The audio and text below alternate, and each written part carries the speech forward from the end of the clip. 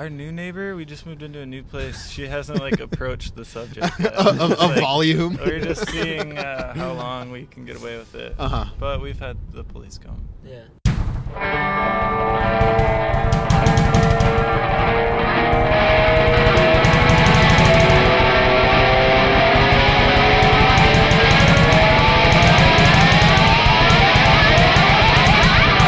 Hello, everyone, and welcome to the Earfuel podcast. My name is Joel Freemark, and as always, you can follow me on Twitter at GetEarfuel and at The Daily Guru. And the podcast is in the iTunes store under Earfuel, and of course, over at SoundCloud.com/GetEarfuel. What you heard at the top was part of my interview with the band Heaters, and it was more than amusing and engaging, as I'm sure you're gathered. We're going to get to that in a few minutes, but first up, we're going to take a look at a new record you absolutely must get your ears on. Today I want to discuss the new record from Floating Points, and it's called Eliana or Elena. There's a tricky AE in the name, so there are many possible pronunciations. Floating Points, if you didn't know it, is the project of UK DJ Sam Shepard, and you know what, he's not really a DJ. We're going to get into that in a second, but he's been at it for the better part of a decade, and this is his long-awaited first album, and spoiler alert, it was well worth the wait to say the least. This record is a bit hard to define, which makes sense because throughout his career, he's been a bit on the periphery of the London dance and electronic scene.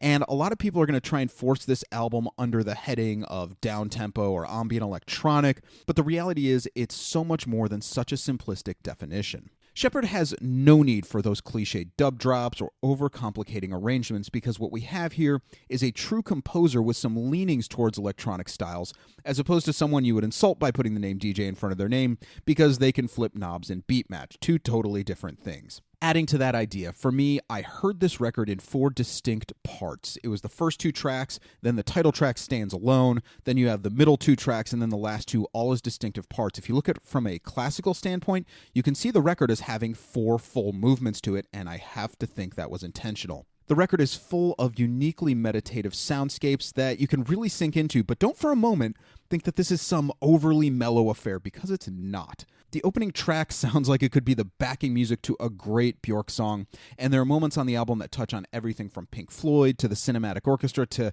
I don't know, maybe whale calls? I'm going to go with whale calls. If you hear the album, you'll understand where I'm getting that from. But I think the cinematic orchestra comparison is the most accurate in some ways, as the way that the strings and live instrumentation move on the record show the differences from more straightforward EDM in a very good way, and there's true artistry at work here on every single note. It also allows these songs to have a fantastic emotional impact, yet the overall volume is never raised because it doesn't need to be, and that really helps heighten the mood. It's also, there's a take on kind of that sci-fi sound that you get with heavily deep and instrumental electronic, but it's not sci-fi in the traditional sense. It takes a completely new view that's almost, in some ways, a more hopeful view of that future. I don't know. That's what I got from it. You need to listen to it, and I think you'll agree. There's a 10-minute piece as the second track. It's called Silhouettes Parts 1, 2, and 3, but it doesn't feel like that length because it keeps you engaged the entire time with these brilliant builds and swells, and it keeps pulling you in deeper and deeper. It's an amazing musical achievement. Then you have this cold feel on the song for Marmish that will instantly have you falling in love with this album. Really, it's the ideal track for late night cooling out, and it's an extraordinary sonic piece. You have to check that one out. You've also got the title track that's just...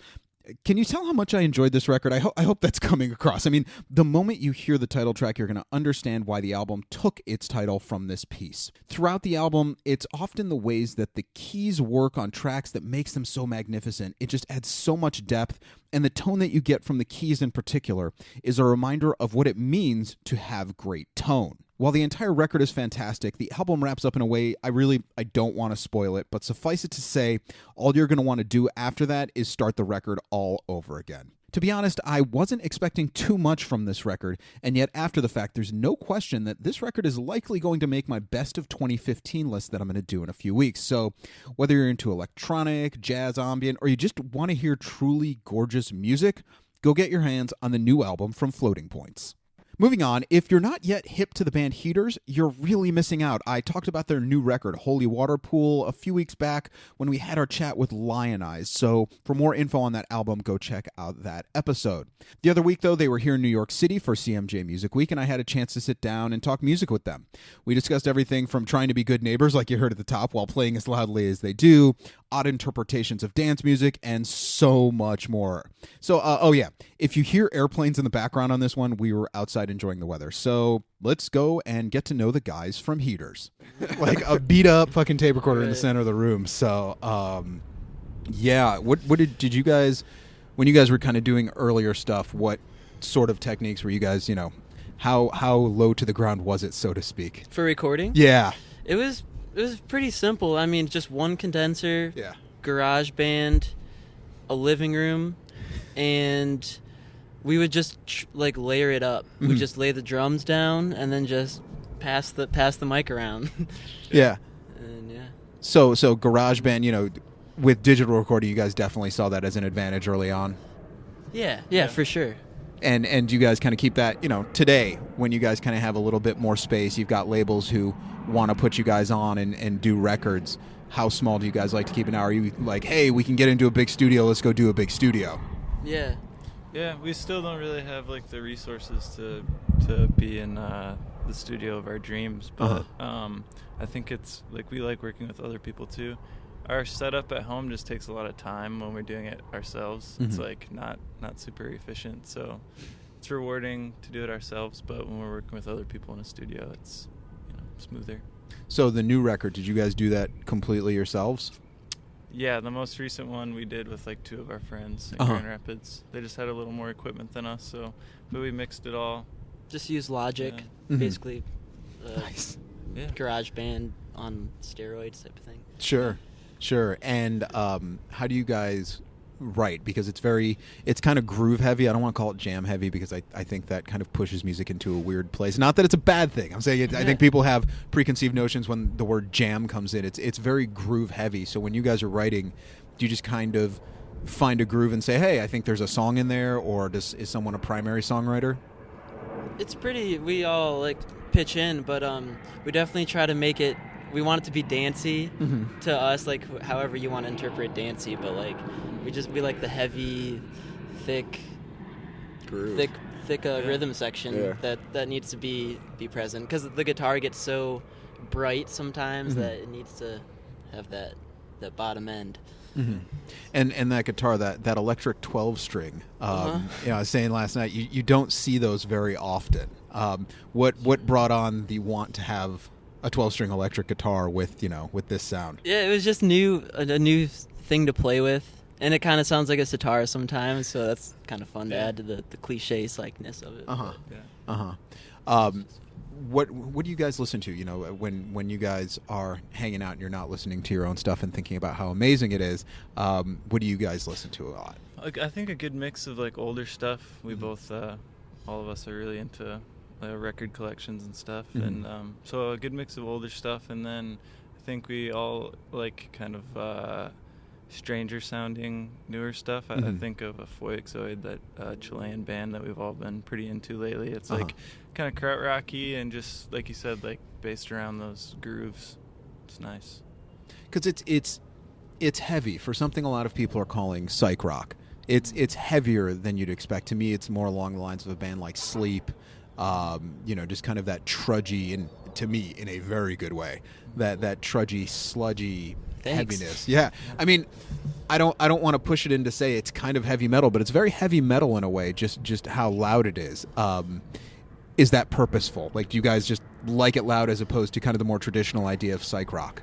I feel like we can't really help it because we started with listening to hardcore music and stuff, so that's definitely just stuck in my blood. But it seems like the shows that have moved us as spectators recently have been really loud ass stuff, like that Place to Bury Strangers show we saw in Toronto recently. Stuff like that just is what gives us goosebumps. We love rock and roll, but the kind of intense shoegazy type stuff can be sweet. How loud, do you guys get to a point where you're like, okay, that's too loud, my ears are starting to hurt, or is it just we could go a little bit more?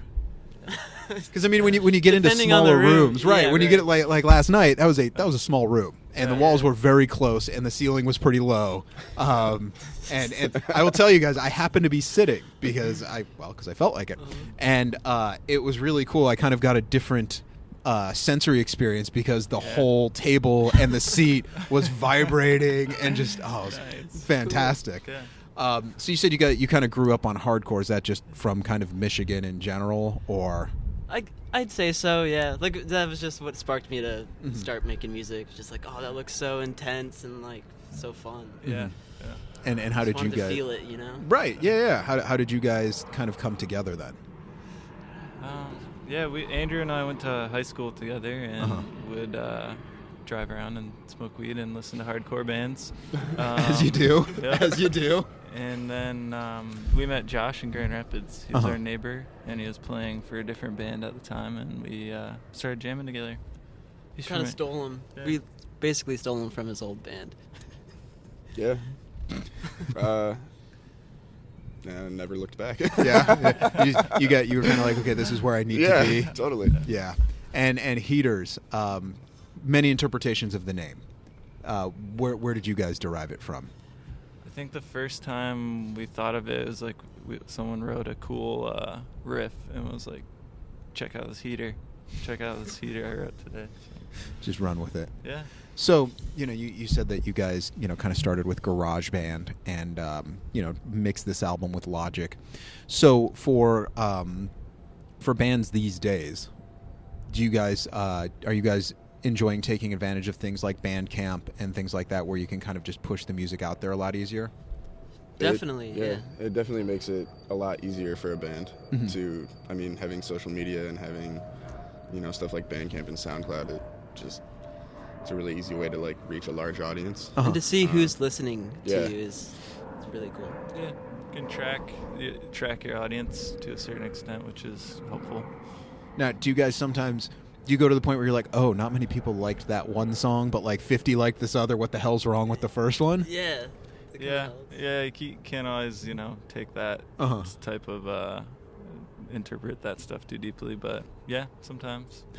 Yeah, I've learned that our favorite song is not everybody else's favorite song. Yeah. Which might be a good thing, because then it can kind of be like, hey, we're playing this for us tonight. And everybody's like, oh, that song. Whatever. I also had a chance to get my hands on the vinyl. Did you guys choose the colorways of the actual vinyl? Because it's gorgeous. Yeah, I think Mike and Dom from Beyond suggested that design, and we were like, hell yes. Yeah, it's... Of course. It's pretty. So you guys are all record collectors then? Yep. To whatever extent. When I'm not poor. Right, exactly. It's When I'm poor, I collect tapes. I got this one for 50 cents, man. What was it? Was it half side, one half of the Pulse cassettes? Yeah. There you go. See, you never know what happens in the rest of the show. I know, yeah. You'll never know. It doesn't work, but just look at it. Yeah. So what do you guys think about kind of the resurgence that vinyl has seen over the last half decade or so? It's really cool. It's like for me, it's like one of the best ways that you can listen to music. It just sounds really natural and like not overproduced. I don't know. I like the hiss and like the lo-fi sound and like hearing the needle crack and kind of pop when you first lay it on the record and stuff like that. The gorgeous imperfections. There's something more like intimate about playing a record than just pushing play on YouTube or something like that. Which is nice when you're on tour. Yeah. To just have like 5,000 songs in your pocket. Yeah, absolutely. So that when you need to listen to Britney Spears in the middle of Missouri, you have it. That has happened. I'm sorry, is this a sore subject that I unknowingly stumbled across? The Britney incident? Taylor Swift is our... Yeah, Nolan's a big Taylor Swift fan. Look, that record, man. Bad Blood? I will defend that record. That record is a hell of a pop album. Yeah. Hey, at least she writes her own tunes, or I think that's what I've heard. Yeah. So you were saying about how you can hear those imperfections. You can kind of hear the dirt on the record. There's this resurgence now also of kind of bands leaving a little bit of grime on the record, and you guys are definitely, you can tell on the album, fans of the fuzz and just letting it crackle a bit.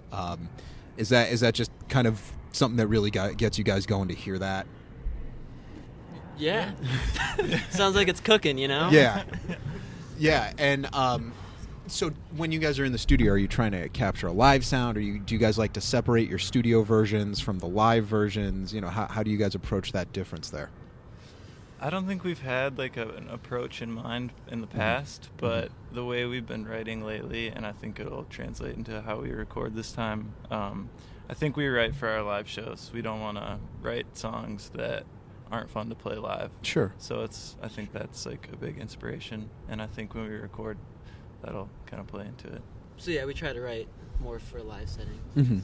And with that in mind, because your songs are a bit shorter than people might expect, with the fact that you guys really get into grooves, and if they see you live, it's definitely going to throw them a bit in a good way again. But how do you guys know when a song is done in the studio? That's a good question. Because you guys also put a lot of layers in there. It's got a very full, thick sound to it. Yeah. When you're like, all right, that one's good. I think once it's at least 3 minutes long, we're like, okay, we could wrap it up now. And like we've got like this certain pattern that we write, but we want to write longer songs, so it'll probably change this next album.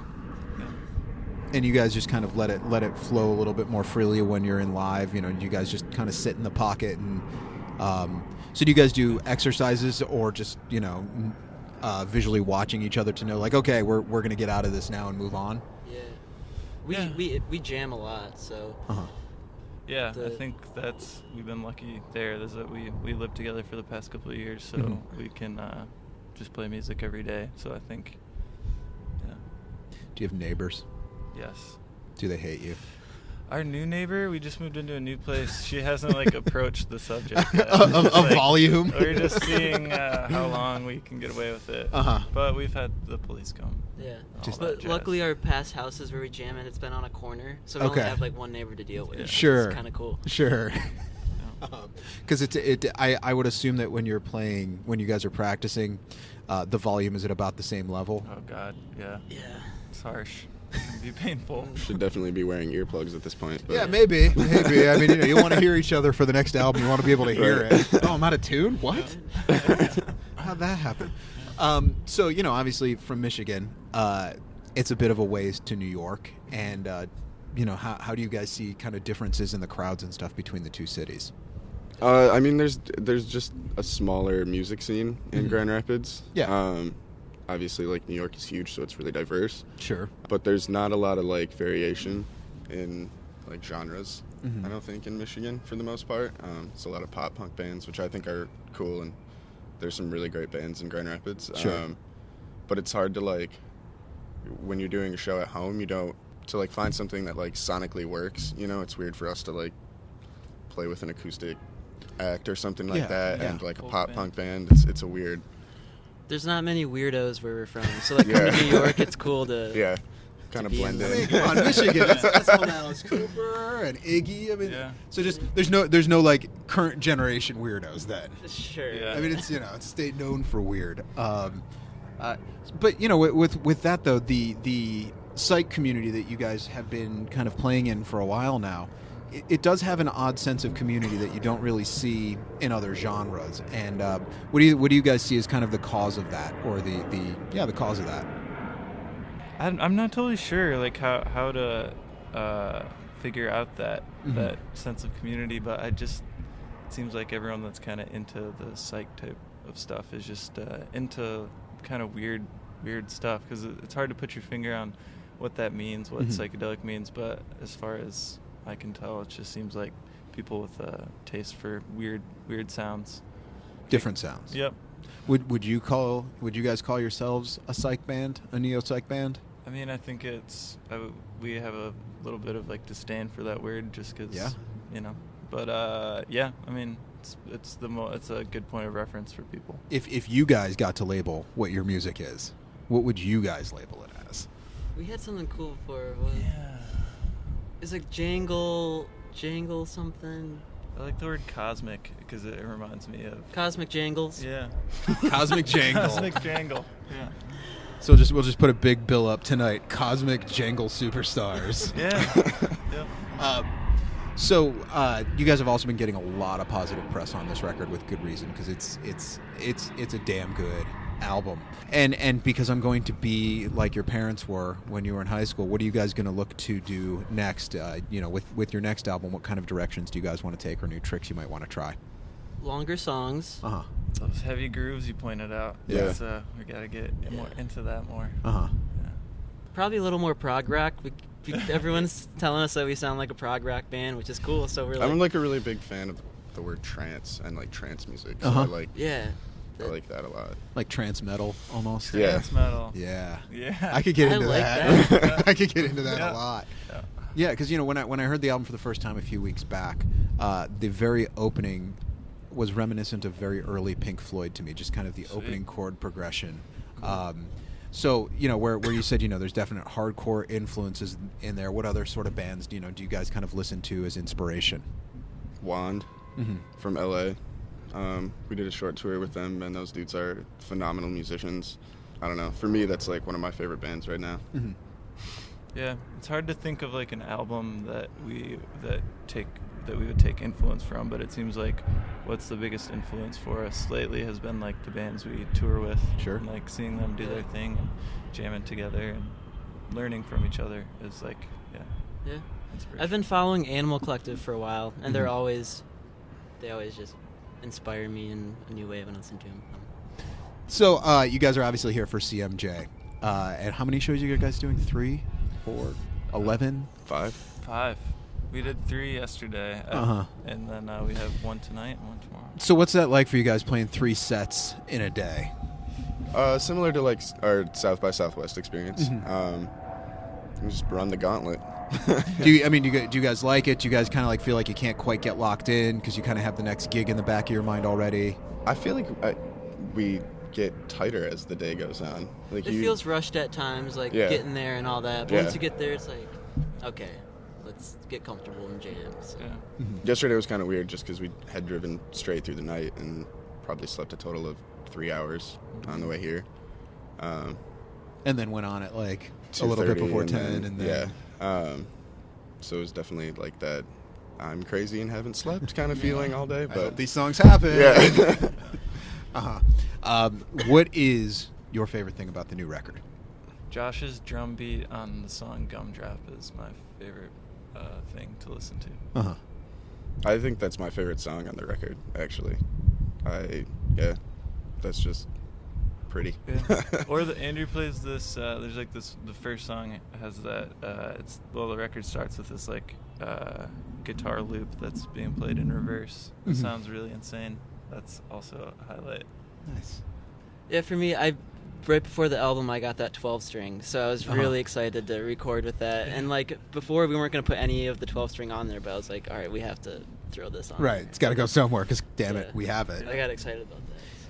And finally, for people who have not heard your music yet, and they will once this is over, because that's going to be their directive. How would you encapsulate your music for people to come see your show? Like, what would you say? Like, this is why you should come see our show. There's this one line that this review said. It was I forget where it was from, but it said it's a good swim but a dark swirl, and I thought that was kind of nice, kind of fun. Nice. The darkness isn't always that dark. Yeah, it feels good. My thanks again to the guys from Heaters. You can find them on Twitter at HeatersBand, and their new record, Holy Water Pool, is out on Beyond Beyond is Beyond Records, so go put your ears on it right now. Before we wrap things up for the week, I do, of course, have your weekly Earfuel assignment. I wouldn't leave you without it. For those of you new to the podcast, each time we gather, I give one album that you should listen to in its entirety without distraction. It comes from the idea that I feel for so many people, music has become a background task. You're at work, you're in the car, you're at the gym, whatever, and you're really not focusing on the music. So these assignments are all about listening to music for the sake of the music.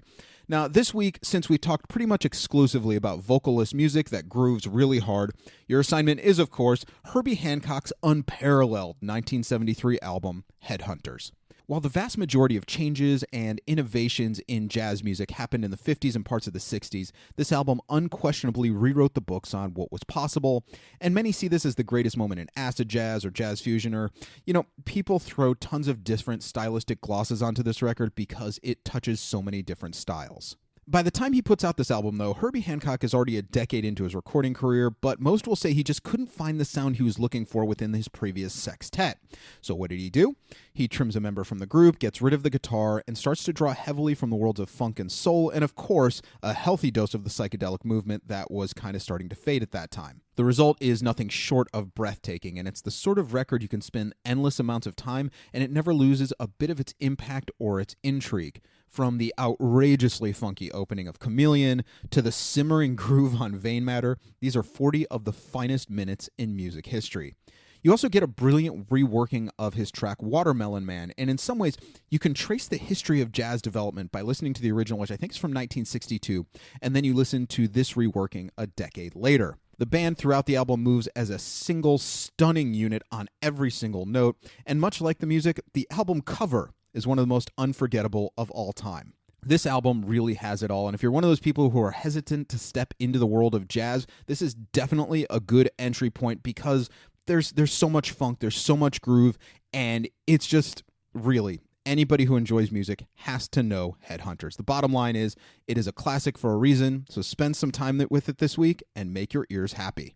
So that's it for this week. As always, you can follow me on Twitter at @GetEarfuel and @TheDailyGuru. And if you're in the iTunes store, you can find the podcast, which will automatically update for your listening pleasure under Earfuel. And of course, over at SoundCloud.com/GetEarfuel. And hey, if you dug the podcast, go tell a friend. That is your weekly Earfuel. Share and enjoy.